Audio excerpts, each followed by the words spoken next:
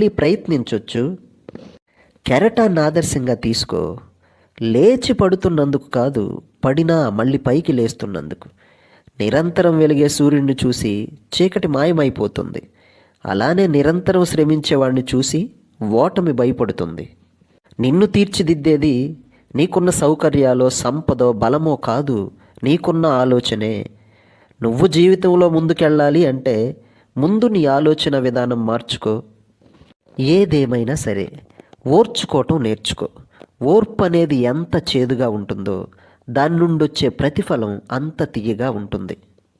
ఏదైనా ఆలోచన స్వీకరించు, దాని గురించే కలగను, దాని గురించే ఆలోచించు. నీ నరాల్లో ఆ ఆలోచనను జీర్ణించుకుపోయేలా చెయ్యి. మిగతా ఆలోచనలన్నీ పక్కన పెట్టు. ఇలా చేస్తే విజయం నిన్ను తప్పక వరిస్తుంది.